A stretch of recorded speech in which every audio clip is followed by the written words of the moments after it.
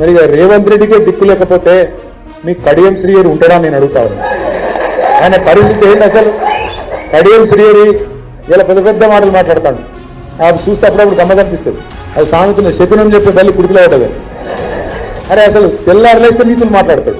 ఏదో పెద్ద పెద్ద నీతివంతమైన మాటలు. ఆయన కూడా మేధావి, ప్రపంచంలో లేడీ ఎవరికి తెలియలేదు, ఈయనకేమున్నది అన్నట్టు పోగులు కొడతాడు. మరి గన్ని శకునాలు చెప్పే పెద్ద మనిషి, గన్ని నీతివంతమైన డైలాగులు కొట్టే పెద్ద మనిషి ఏమన్నా ఇది చెప్తే రాజీనామా చేసి ఎలక్షన్ రా దమ్ముంటే చూసుకుంటాం. గన్పూర్లో దమ్ముంటారా? పెద్ద పెద్ద మాటలు ఎందుకు? ఓ పెద్ద భీకరమైన డైలాగులు, బీభత్సమైన పోజులు. గాల్లే గెలుసుడు కాదు కదా. నిజంగానే నీ రేవంత్ రెడ్డికి, నువ్వు చేరిన కాంగ్రెస్ పార్టీకి ఏమన్నా దమ్ముంది, ప్రజల ఆదరణ ఉంది అనుకుంటే రాజీనామా పెట్టు రా.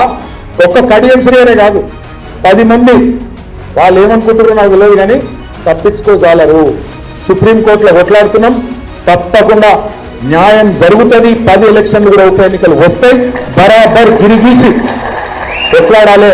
వీళ్ళ సంగతి చూపెట్టాలి.